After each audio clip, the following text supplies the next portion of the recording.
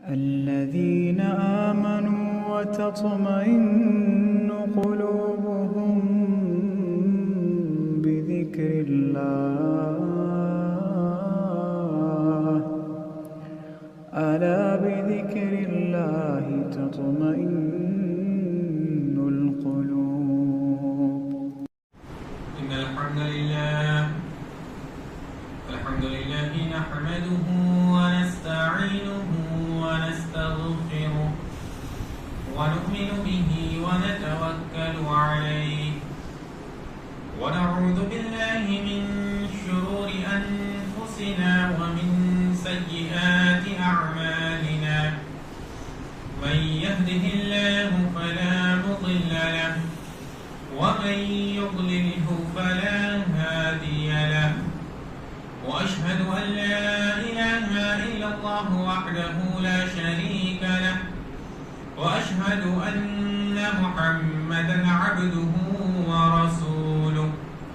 فقد قال الله تبارك وتعالى في القرآن المجيد والفرقان الحميد: أعوذ بالله من الشيطان الرجيم. بسم الله الرحمن الرحيم. يا أيها الذين آمنوا اتقوا الله حق تقاته ولا تموتن إلا وأنتم مسلمون. يا أيها الناس اتقوا ربكم الذي خلقكم من نفس واحدة وخلق منها زوجها وبث منهما رجالا كثيرا ونساء واتقوا الله الذي تساءلون به والأرحام إن الله كان عليكم رقيبا. يا أيها الذين آمنوا اتقوا الله وقولوا قولا سديدا يصلح لكم أعمالكم ويغفر لكم ذنوبكم ومن يطع الله ورسوله فقد فاز فوزا عظيما. أما بعد فإن خير الحديث كتاب الله وخير الهدي هدي محمد صلى الله عليه وسلم وشر الأمور محدثاتها وكل محدثة بدعة وكل بدعة ضلالة وكل ضلالة في النار. فقد قال الله تبارك وتعالى في القرآن المجيد والفرقان الحميد: أعوذ بالله من الشيطان الرجيم. بسم الله الرحمن الرحيم. ولا تقتلوا أنفسكم إن الله كان بكم رحيما ومن يفعل ذلك عدوانا وظلما فسوف نصليه نارا وكان ذلك على الله يسيرا. وقال النبي صلى الله عليه وسلم: لا ضرر ولا ضرار. معزز المكرم حاضرین جمعہ، تمام قسم کی تعریف و توصیف، بڑائی، بزرگی، کبریائی اس اللہ وحدہ لا شریک کے للائی کو سزاوار ہے جس نے ہمیں اور پوری کائنات کو پیدا کیا. اس کے بعد بے شمار درود و سلام نازل ہو تمام انبیاء کرام پر، بالخصوص ہمارے آخری نبی تاجدار مدینہ سرور کونین احمد مجتبی محمد مصطفیٰ صلی اللہ علیہ وسلم پر، جن کے ذریعے سے یہ دین ہم تک پہنچا. اللهم صل على محمد وعلى آل محمد كما صليت على إبراهيم وعلى آل إبراهيم إنك حميد مجيد. اللهم بارك على محمد وعلى آل محمد كما باركت على إبراهيم وعلى آل إبراهيم إنك حميد مجيد. معزز حاضرین، آج کے اس خطبہ جمعہ میں میں جس موضوع کو لے کر حاضر ہوا ہوں وہ موضوع ہے خودکشی ایک سنگین جرم. معزز حاضرین، اس دنیا میں آزمائش ہر انسان پر آتی ہے. اب چاہے مرد ہو، عورت ہو، جوان ہو، بوڑھا ہو، مسلم ہو، کافر ہو، اللہ رب العالمین کا فرما بردار ہو یا اللہ رب العالمین کی اطاعت و فرما برداری نہ کرتا، ہر شخص پر اللہ رب العالمین کی جانب سے آزمائش آتی ہے اور اللہ رب العالمین کی جانب سے اس پر آزمائش مسلط ہوتی ہے. انسان پر جو آزمائش آتی ہے ان کی مختلف صورتیں. کبھی انسان پر جسمانی طور پر کوئی آزمائش آتی ہے, کوئی انسان بیمار ہو جائے, کسی انسان کا کوئی عضو کام کرنا بند کر دے اور انسان اس بیماری سے جوجھے, وہ بیماری انسان سے دور نہیں ہو رہی ہو. اسی طرح سے کچھ آزمائش اہل خانہ کی وجہ سے آتی ہے. کسی کا شوہر بد چلن ہے تو کسی کی بیوی بد اخلاق ہے, تو کسی کی اولاد والدین کی اطاعت و فرما برداری نہیں کرتی, کسی کی اولاد نیک نہیں ہے. اسی طرح سے انسان پر جو آزمائش آتی ہے اس میں سے ایک آزمائش اس کی مالی اعتبار سے ہوتی ہے کہ انسان کے پاس اتنا مال نہیں ہوتا کہ وہ اپنے گھر والوں کا خرچہ اٹھا سکے, اپنی اولاد کا پیٹ پال سکے. کافی مشکل سے, کافی تکلیف اور تنگی کے ساتھ اس کے خرچے نکل جاتے ہیں. لہذا آزمائش کا آنا یہ اللہ رب العالمین کی جانب سے طے ہے. لیکن حقیقت میں کامیاب انسان وہ ہے جو ان تمام آزمائشوں کے باوجود, اس کی جسمانی آزمائش ہو, اس کی اہل خانہ کی آزمائش ہو, اس کی مالی آزمائش ہو, تمام آزمائشوں کے باوجود اس میں صبر کرے اور اس آزمائش میں وہ ثابت قدم رہے. اللہ رب العالمین قرآن مجید میں ارشاد فرماتا ہے, ہم بار بار خطبات میں, دروس میں, اجتماعات میں اس آیت کو سماعت کرتے ہیں, وَلَنَبْلُوَنَّكُمْ بِشَيْءٍ مِّنَ الْخَوْفِ وَالْجُوعِ, کہ ہم تمہیں ضرور بضرور آزمائیں گے خوف کے ذریعے سے, بھوک کے ذریعے سے, وَنَقْصٍ مِّنَ الْأَمْوَالِ وَالْأَنفُسِ وَالثَّمَرَاتِ, تمہیں مال کی کمی سے,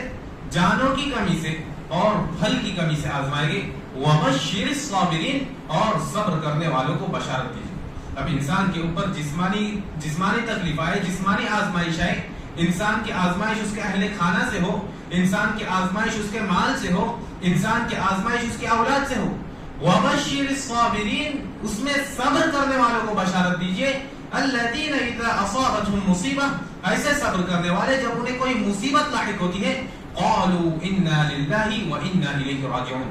تو وہ لوگ کہتے ہیں کہ ہم اللہ رب العالمین کی جانب سے آئے ہیں, اسی کی طرف لوٹ کر جانا ہے. یہ دنیاوی آزمائش ہے, یہ دنیاوی تکلیف ہے, یہ دنیاوی پریشانیاں تو ہمارے پاس وقتی طور پر ہے, وہ کسی نہ کسی طریقے سے دور ہو جائے گی, ہم اس سے گزر جائیں گے. لیکن حقیقت میں ہم اللہ رب العالمین کی جانب سے آئے ہیں اور اللہ رب العالمین کی جانب لوٹ کر جانا ہے. اولئک علیہم صلوات من ربہم ورحمہ, ایسے لوگوں پر اللہ رب العالمین کی رحمتیں اور اللہ رب العالمین کی ایسے لوگوں پر رحمتیں نازل ہوتی ہیں. لہذا پتہ یہ چلا کہ ایک انسان پر جب آزمائش آتی ہے تو ایک جو حقیقی مومن بندہ ہوگا وہ اس پر صبر کرتا ہے. یعنی ایک انسان پر جب آزمائش آتی ہے تو انسان دو راستوں کو اختیار کرتا ہے. پہلا راستہ یہ اختیار کرتا ہے, ایک انسان یہ راستہ اختیار کرتا ہے کہ ان آزمائشوں پر صبر کرے, اس پر ثابت قدم رہے, اس سے نکلنے کے لیے اللہ رب العالمین سے مدد طلب کرے, اللہ رب العالمین کی جانب رجوع کرے, اللہ رب العالمین سے توبہ و استغفار کرے. اور دوسرا راستہ یہ اختیار کرتا ہے کہ انسان ان دنیاوی آزمائشوں سے آزادی کی خاطر, ان دنیاوی آزمائشوں کو چھوڑنے کی خاطر انسان خودکشی کا راستہ اختیار کرتا ہے, اپنے آپ کو موت کے حوالے کر دیتا ہے, اپنے آپ کو قتل کرنے کی سوچتا ہے, اپنے آپ کو قتل کرنے کی سازش کرتا ہے. لیکن ہمیں یہ بات سمجھ لینی چاہیے کہ ایک انسان خودکشی کیوں کرتا ہے, ایک انسان کی خودکشی کرنے کی کیا وجہ ہو سکتی ہے. پہلی وجہ ہو سکتی ہے انسان کا ماضی. گزشتہ حال میں, گزشتہ دنوں میں, گزشتہ چند سالوں میں انسان کے ساتھ کچھ ایسے واقعات اور رونما ہوتے ہیں جس کو انسان اپنے دل سے, اپنے دماغ سے نہیں نکال پاتا. انسان ہمیشہ اس کے ٹینشن میں رہتا ہے, ہمیشہ اس کے بارے میں سوچتا ہے اور اس سے نکل نہیں پاتا, اور اس کے دل میں خودکشی کا خیال آتا ہے کہ اسی ذریعے سے وہ ان ٹینشن سے نجات پائے گا اور انسان خودکشی کرتا ہے. دوسری صورت یہ ہو سکتی ہے کہ انسان اس کی حالت اچھی نہیں چل رہی ہے, موجودہ دور میں اس کی مالی حالت اچھی نہیں ہے, اس کے گھر کی حالت اچھی نہیں ہے, جس سے آزادی کی خاطر انسان خودکشی کا سوچ کر خودکشی کرتا ہے. اور تیسرا انسان کا مستقبل, انسان اپنے مستقبل کی فکر کرتے ہوئے, انسان اپنے مستقبل کو سدھارنے کی بجائے انسان جو دیکھتا ہے کہ اس کے مستقبل میں جو اس کے اوپر تکلیف اور مصیبتیں آنے والی ہیں, ان تمام چیزوں کو دیکھ کر انسان خودکشی کرتا ہے. لیکن سوال یہ آتا ہے کیا خودکشی کرنا ان آزمائشوں سے چھٹکارے کا علاج ہے؟ کیا حقیقت میں انسان اگر خودکشی کر لے تو ان آزمائشوں سے انسان کو چھٹکارا حاصل ہوگا؟ یہ بات ہمیں ہمیشہ اپنے ذہن میں رکھنی چاہیے کہ حقیقی کامیابی جو ہے یہ آخرت کی کامیابی ہے، اور حقیقی ناکامی یہ آخرت کی ناکامی ہے۔ انسان کے اوپر دنیا میں جتنی آزمائشیں آئے وہ گزر جائے گی، لیکن اگر انسان آخرت میں ناکام ہو گیا تو وہ حقیقت میں ناکام ہوگا۔ ہمیں یہ بات سمجھنی چاہیے کہ یہ خودکشی کرنا یہ دنیاوی آزمائشوں کا کوئی علاج نہیں ہے، بلکہ اس کے ذریعے سے انسان ان دنیاوی اور ان وقتی آزمائشوں سے پیچھا چھڑانے کے پیچھے جو خودکشی کر رہا ہے اس کے ذریعے سے وہ اپنے لیے جہنم کے دروازوں کو کھولتا ہے۔ اللہ رب العالمین قرآن مجید میں ارشاد فرماتا ہے وَلَا تَقْتُلُوا أَنفُسَكُمْ، تم اپنے آپ کو قتل نہ کرو، اپنے آپ کو قتل نہ کرو، إِنَّ اللَّهَ كَانَ بِكُمْ رَحِيمًا، اللہ رب العالمین تم پر بہت ہی زیادہ رحم کرنے والا ہے۔ تمہیں کوئی تکلیف ہے، مصیبت ہے، آزمائش ہے، پریشانی ہے، تمہاری جو کچھ بھی ضرورت ہے تم اسے اللہ رب العالمین کے پاس رکھو، اللہ رب العالمین کے سامنے اس سے بیان کرو، اللہ رب العالمین کی طرف رجوع کرو، زیادہ سے زیادہ نیک اعمال کرو، اللہ رب العالمین سے توبہ و استغفار کرو، اللہ رب العالمین سے اپنی گناہوں پر پشیمانی کا اظہار کرو، اپنی گناہوں پر شرمندہ ہو اور اللہ رب العالمین سے مدد طلب کرو۔ اللہ رب العالمین اتنا بڑا رحیم ہے، اللہ رب العالمین اتنا بڑا رحیم ہے کہ اللہ رب العالمین ہمیں معاف کر دے گا، اللہ رب العالمین ہمیں اس آزمائش سے نکالے گا۔ اس کے بعد اللہ رب العالمین فرماتا ہے وَمَن يَفْعَلْ ذَلِكَ عُدْوَانًا وَظُلْمًا، کہ جو شخص ایسا کام سرکشی کرتے ہوئے اور ظلم کرتے ہوئے کرتا ہے، یعنی کوئی انسان اللہ رب العالمین کے حکم سے سرکشی کرتے ہوئے اپنے آپ کو قتل کر دے، اپنے آپ پر ظلم کر دے، عدوانًا وظلمًا فسوف نصلیہ نارا، تو ہم اس کو جہنم میں ڈال دیں گے، وَكَانَ ذَلِكَ عَلَى اللَّهِ يَسِيرًا، اور یہ اللہ رب العالمین کے لیے بہت ہی آسان کام ہے۔ یعنی کوئی شخص اللہ رب العالمین کے حکم سے سرکشی کرتے ہوئے اپنے آپ پر ظلم کرتے ہوئے خودکشی کر لے تو اس شخص کو جہنم میں ڈالنا اللہ رب العالمین کے لیے کوئی مشکل کا کام نہیں ہے، اللہ رب العالمین کے لیے یہ بہت ہی آسان کام ہے۔ اسی طرح سے ہم نے یہ بات سمجھی کہ یہ بات ہم نے اس آیت سے جانا کہ اللہ رب العالمین بہت ہی زیادہ رحم کرنے والا ہے، اور ایک انسان جو خودکشی کرتا ہے اس کی حالت کیا ہوتی ہے؟ وہ اللہ رب العالمین کی رحمت سے مایوس ہوتا ہے۔ انسان یہ سوچتا ہے کہ اب اس پر اللہ رب العالمین کی رحمت نازل نہیں ہوگی، اللہ رب العالمین کی رحمت سے نا امید ہوتا ہے اور انسان خودکشی کرتا ہے۔ لیکن جو مومن ہوتا ہے وہ کبھی خودکشی نہیں کرتا، اس لیے کہ وہ اللہ رب العالمین کے اس حکم کو جانتا ہے۔ اللہ رب العالمین سورہ یوسف میں ارشاد فرماتا ہے انه لا ييأس من روح الله الا القوم الكافرون، کہ اللہ رب العالمین کی رحمت سے نا امیدی یہ کافروں کا شیوا ہے، جو کفار ہے، جو اللہ رب العالمین کے علاوہ دوسروں کی عبادت کرتے ہیں، یہ لوگ اللہ رب العالمین کی رحمت سے نا امید ہوتے ہیں۔ اسی طرح سے اللہ رب العالمین سورہ حجر میں ارشاد فرماتا ہے وَمَن يَقْنُطْ مِن رَحْمَةِ رَبِّهِ إِلَّا الضَّالُّونَ، کہ اللہ رب العالمین کی رحمت سے نا امیدی یہ گمراہ لوگ کرتے ہیں۔ لہذا اگر ہمارے اندر یہ بات پنپتی ہے، اگر ہمیں خودکشی کا ارادہ کرتے ہیں تو ہمیں چاہیے کہ ہم اپنے نفس کا تزکیہ کریں، ہم اپنے گریبان میں جھانکیں کہ کہیں ہم سیدھے راستے سے بھٹک تو نہیں گئے، کہیں ہم گمراہی کے راستے پر تو نہیں چل رہے،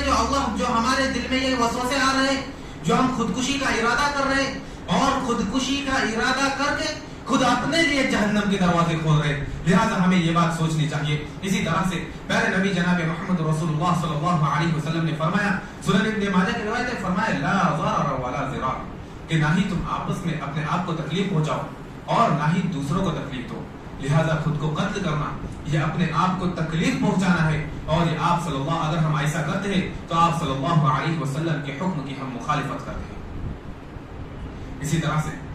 صحیح بخاری کی روایت ہے، آپ صلی اللہ علیہ وسلم نے ارشاد فرمایا کہ تم سے پہلی امت میں ایک شخص تھا جس کے بازو پر، جس کے ہاتھ پر ایک زخم تھا، اس کے زخم میں شدت کا درد تھا، بہت درد تھا اس کے زخم میں، تو اس شخص نے اپنے بازو کو کاٹ دیا، درد سے نجات کی خاطر، اس درد سے بچنے کی خاطر اس شخص نے اپنے ہاتھ کو کاٹ دیا۔ اب ہوا یوں کہ اس کے ہاتھ سے خون بہہ بہہ کر اس شخص کی وفات ہو گئی۔ آپ صلی اللہ علیہ وسلم نے ارشاد فرمایا کہ اللہ رب العالمین نے فرمایا کہ بادرنی عبدی بنفسی، کہ میرے بندے نے میرے پاس آنے میں جلدی کی، یعنی اس نے اپنا ہاتھ کاٹ کر خودکشی کر لی، اس نے اللہ رب العالمین کی جانب جانے میں جلدی کر دی، حرمت علیہ الجنہ، تو میں نے ایسے شخص پر جنت کو حرام کر دیا۔ اسی طرح سے کئی ایک واقعات جہاد کے موقع سے بھی آتے ہیں۔ ایک شخص تھا، وہ جہاد کر رہا تھا،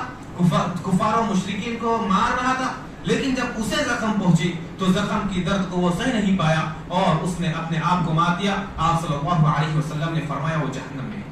ذرا سوچئے، ایک آدمی جہاد کر رہا ہے، اللہ رب العالمین کے راستے میں جہاد کر رہا ہے، کفار و مشرکین سے جنگ لڑ رہا ہے، لیکن اپنی زندگی کے آخری موقع پر وہ جہنم میں جانے کے کام کرتا ہے، خودکشی کرتا ہے اور وہ جہنم کا حقدار ہو جاتا ہے۔ اسی طرح سے ایک شخص تھا جو جنگ کا موقع تھا، ایک شخص تھا وہ کفار و مشرکین کو اچھی طرح سے پچاڑ رہا تھا، کافی مہارت سے وہ جنگ لڑ رہا تھا، کفار و مشرکین کو یوں ہی زمین پر مار دیتا تھا۔ صحابہ کرام دن کے بعد صحابہ کرام نے اس شخص کی تعریف کرنا شروع کر دی کہ اس شخص نے سب سے بہتر جنگ کی، سب سے بہتر اس نے دشمنوں کا مقابلہ کیا۔ آپ صلی اللہ علیہ وسلم نے فرمایا اما خبردار ہو جاؤ، انہ من اہل النار، یہ جہنمیوں میں سے، یہ جو کفار و مشرکین کو اتنا پچاڑ رہا ہے، تم اس کی تعریف کر رہے ہو، خبردار ہو جاؤ، یہ سب جہنمیوں میں سے ہے۔ ایک صحابی کے دل پر یہ بات لگی، انہوں نے فرمایا یہ شخص قتل کر رہا ہے، اس کے باوجود بھی یہ جہنمی کیسے ہو سکتا ہے؟ انہوں نے یہ پلان کیا کہ اگلے دن جب جنگ شروع ہوگی تو میں اس شخص کے پیچھے جاؤں گا، اس شخص کا تعاقب کروں گا، دیکھوں گا وہ کیا کام کر رہا ہے جس کی وجہ سے وہ جہنم میں جا رہا ہے۔ وہ صحابی اس شخص کے پیچھے گئے، وہ شخص جہاں پر رکتا صحابی اس طرف ادھر رک جاتے، وہ شخص جس طرف مڑتا صحابی اس طرف مڑ جاتے، لیکن جنگ کرتے کرتے جب اس شخص کو تکلیف پہنچی، اس شخص کے جسم پر زخم ہوئے اور وہ درد کو برداشت نہ کر سکا، تو اس نے اپنی تلوار کا قبضہ، یعنی مٹھی جو ہاتھ پکڑنے والی چیز ہوتی ہے، اس کو زمین پر رکھ دیا اور تلوار کی نوک کو اپنے سینے پر رکھ دیا اور اپنے پورے زور سے اس کو دبا دیا اور خودکشی کر دی۔ اسی وقت وہ صحابی آپ صلی اللہ علیہ وسلم کے پاس دوڑ کر آئے اور فرمایا اشہد انک رسول اللہ، میں اس بات کی گواہی دیتا ہوں کہ آپ اللہ کے رسول ہیں۔ آپ صلی اللہ علیہ وسلم نے پوچھا آخر ماجرا کیا ہے، تم ایسا کیوں کہہ رہے ہو؟ تو ان صحابی نے سارا واقعہ بیان کیا کہ جب آپ نے فرمایا کہ وہ اہل نار میں سے ہے، جہنمیوں میں سے ہے، تو میں نے اس کا تعاقب کیا، اس نے جنگ لڑی، جب اس کو زخم آئی تو اس نے خودکشی کر دیا اور اپنے آپ کو موت کے حوالے کر دیا۔ تو آپ صلی اللہ علیہ وسلم نے ارشاد فرمایا کہ تم میں سے کئی شخص ایسے ہوں گے، تم میں سے کچھ لوگ ایسے ہوں گے جو زندگی بھر نیک کام کیے ہوں گے، زندگی بھر جنت میں جانے کے کام کیے ہوں گے، لیکن موت سے ایک ہاتھ قبل، موت سے ایک لمحہ قبل وہ جہنمیوں کے کام کو انجام دیں گے اور جہنم کے حقدار ہوں گے۔ ذرا سوچیے، ہم اگر ہمارے اندر خودکشی کرنے کا ارادہ ہے تو ہم سوچیں کہ ہم خودکشی کر کے اپنی مصیبتوں سے چھٹکارا پا رہے ہیں یا آنے والی زندگی میں مصیبت کو دعوت دے رہے ہیں، ہم اپنے اوپر خود جہنم کو مسلط کر رہے ہیں۔ ہم ذرا سوچیں کہ ہم خودکشی کر رہے ہیں تو ہم نے زندگی میں جتنے نیک اعمال کیے تھے وہ ختم ہو رہے اور ہم جہنم میں جا رہے، تو ہماری خودکشی یہ ہمارے لیے آخرت میں وبال جان ہوگی جو کہ حقیقی زندگی ہوگی۔ اسی طرح سے پیارے نبی جناب محمد رسول اللہ صلی اللہ علیہ وسلم نے ارشاد فرمایا کہ جو شخص اپنے آپ کو پہاڑ سے، خودکشی کی قسمیں بیان کر رہے کہ جو شخص اپنے آپ کو پہاڑ سے گرا کر مار دے تو وہ جہنم میں بھی ایسا ہی کرے گا، جو شخص اپنے آپ کو زہر پی کر مار دے تو وہ شخص جہنم میں بھی جائے گا اس حال میں کہ اس کے ہاتھ میں زہر ہوگا، اور جو شخص اپنے آپ کو لوہے کی کسی تیز دار چیز سے مار دے تو کل قیامت کے دن وہ جہنم میں جائے گا اور اس تیز دار چیز کو اپنے پیٹ پر چباتا ہوگا۔ لہذا پتہ یہ چلا کہ جو شخص دنیا میں جس طرح سے اس نے خودکشی ہوگی کل قیامت کے دن اسی طرح کی اس کی سزا ہوگی۔ یہی قانون ہے۔ آپ صلی اللہ علیہ وسلم نے فرمایا، بخاری مسلم کی روایت ہے، فرمایا من قتل نفسه بشیء فی الدنیا، کہ جو شخص اپنے آپ کو دنیاوی زندگی میں جس چیز سے قتل کر دے، جس طریقے سے خودکشی کر دے، عذب به یوم القیامہ، تو اسی طریقے سے کل قیامت کے دن اس کو عذاب دیا جائے گا۔ ایک انسان ڈوب کر مر رہا ہے، ڈوب کر خودکشی کر رہا ہے، کل قیامت کے دن وہ ایسا ہی کرے گا۔ ایک شخص پھانسی لگا رہا ہے، کل قیامت کے دن اس کو اسی طرح سے عذاب دیا جائے گا۔ المہم جو انسان جس طریقے سے، جو بھی طریقہ ہو خودکشی کرنے کا، کل قیامت کے دن اس کو اسی طرح سے عذاب دیا جائے گا۔ معزز حاضرین، اب آئیے ہم جانتے ہیں کہ ان پریشانیوں کا ازالہ کیا ہے، وہ پریشانیاں جس کے ذریعے سے انسان خودکشی کرنے کا ارادہ کرتا ہے۔ تو ان پریشانیوں کا ہم علاج کیسے کریں، ان پریشانیوں کا ہم دور کیسے کریں؟ تو سب سے پہلا اس کا علاج یہ ہے کہ تقدیر پر ایمان رکھیں۔ یہ بات ہمیں اپنے ذہن میں رہنا چاہیے کہ یہ ہمارے مقدر میں ہے، اللہ رب العالمین کی جانب سے، تو اس میں یقیناً ہمارے لیے بھلائی ہوگی، کیونکہ تقدیر پر ایمان یہ ایمان کا بہت بڑا رکن ہے۔ اور اگر ہمارا تقدیر پر ایمان نہیں ہے، ہمارا تقدیر پر ایمان نہیں ہے، ہمارا تقدیر پر یقین نہیں ہے، تو ہمارا ایمان مکمل نہیں ہے۔ اس لیے کہ تقدیر کے اچھے اور برے ہونے پر ایمان رکھنا یہ ایمان کا بہت بڑا رکن ہے۔ اسی طرح سے دوسرا علاج کیا ہے ان آزمائشوں کا؟ انسان اس کو اپنی گناہوں کا کفارہ سمجھے، یعنی ایک انسان پر جو آزمائش آ رہی ہے، ایک انسان پر جو مصیبتیں آ رہی ہیں جس پہ انسان صبر نہ کر رہا ہو، وہ یہ سوچ کر صبر کرے کہ اس کی وجہ سے میرے گناہ دور رہے، اللہ رب العالمین اس کی وجہ سے مجھے گناہوں سے پاک صاف کر رہا ہے۔ جیسا کہ پیارے نبی جناب محمد رسول اللہ صلی اللہ علیہ وسلم نے ارشاد فرمایا، ما یصیب المسلم من نصب ولا وصب، کہ ایک مسلمان کو جو کوئی بھی تکلیف پریشانی لاحق ہوتی ہے، ولا ہم ولا حزن، اور جو کوئی غم کی بات ہوتی ہے، ولا اذن اور کوئی تکلیف اور پریشانی ہوتی ہے، حتی الشوکۃ التي یشاقها، یہاں تک کہ اس کو جو ایک کانٹا بھی چبھتا ہے، ایک مسلمان کو ایک کانٹا بھی اگر چبھتا ہے، الا کفر اللہ به من خطایا، تو اللہ رب العالمین اس کے ذریعے سے اس کی گناہوں کو معاف کرتا ہے۔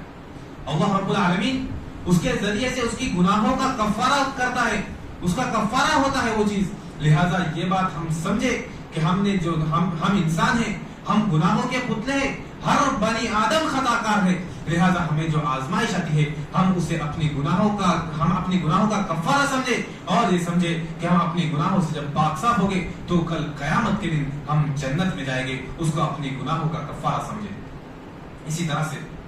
تیسری چیز، ان آزمائشوں سے ہم کیسا علاج کیا ہے اس کا؟ ہم دعائیں کرتے رہیں، ہم زیادہ سے زیادہ اللہ رب العالمین سے دعا کرتے رہیں، جو ثابت دعائیں جو صحابہ کرام کو آپ صلی اللہ علیہ وسلم نے سکھائی، جو انبیاء کرام نے مصیبت کے وقت تکلیف کے وقت کیے، ان دعاؤں کو ہم پڑھتے رہے، جن میں سے 3 دعائیں یہ ہے کہ اللہ ربی لا اشرک به شیئا، یہ ایک دعا ہے۔ اسی طرح سے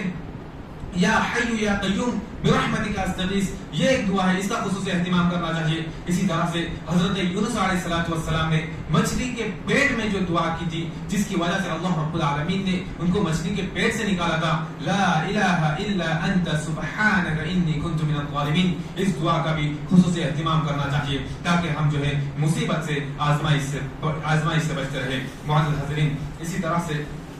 ہم میں سے اکثر لوگ، ہم میں سے نوجوان ہیں، جوان ہیں، بزرگ ہیں، لہذا ہمیں چاہیے کہ ہم زیادہ سے زیادہ اس چیز کا اہتمام کریں، زیادہ سے زیادہ دعاؤں کا اہتمام کریں، اور اگر ہمارے اندر خودکشی کا کوئی ارادہ آتا ہے تو اسے ترک کر دیں، ہم اس خودکشی کو ہمارے لیے سب سے بڑی تباہی سمجھیں اور اسے چھوڑ دیں۔ اور اسی طرح سے ایسے مقامات، ایسی جگہ جہاں پر جانے سے انسان کو موت کا خدشہ ہو، جہاں پر خدشہ ہو کہ انسان کی وہاں پر جانے سے موت ہو سکتی ہے، تو انسان ایسی جگہ پر جانے سے احتراز کرے، ایسی جگہ پر جانے سے بچے اور اس سے پرہیز کرے۔ اور والدین کی بھی یہ ذمہ داری بنتی ہے کہ اپنے اولاد کی خبر رکھے، ان کی اولاد کہاں جا رہی ہے، کیا کر رہی ہے، تمام چیزوں کی خیر خبر رکھے۔ اور اسی طرح سے اولاد کو بھی چاہیے کہ جب وہ والدین سے کبھی دور جاتے ہیں تو انہیں یہ بات سمجھنی چاہیے کہ گھر پہ ان کے والدین ان کا انتظار کر رہے، انہیں زیادہ سے زیادہ انتظار نہیں کرانا چاہیے، اور جب کسی کام سے نکلے تو فوراً اپنے گھروں کو لوٹے۔ آخر میں اللہ رب العالمین سے دعا ہے، الہ العالمین ہم تمام مسلمانوں کو صحیح طریقے پر چلنے کی توفیق عطا فرما۔ الہ العالمین ہم تمام مسلمانوں پر جو آزمائش آتی ہے، الہ العالمین ان آزمائشوں میں ہمیں ثابت قدم رہنے کی توفیق عطا فرما۔ الہ العالمین ہم پر جو آزمائش آتی ہے ان کا صبر سے ہمیں مقابلہ کرنے کی توفیق عطا فرما۔ الہ العالمین تو ہمیں تیری رحمت سے مایوس ہونے سے بچا، ہمیں تیری رحمت سے نا امید ہونے سے بچا۔ الہ العالمین جو دو بچے ڈوب کر وفات پائے ہیں، الہ العالمین تو ان کی مغفرت فرما، ان کی قبروں کو نور سے بھر دے، ان کو شہادت کا درجہ نصیب فرما، اور انہیں جنت الفردوس میں اعلی مقام عطا فرما۔ آمین۔ وآخر دعوانا ان الحمد للہ رب العالمین۔ بارك الله لنا ولكم في القرآن الكريم ونفعنا وإياكم بالآيات والذكر الحكيم إنه تعالى جواد كريم ملك بر رؤوف رحيم.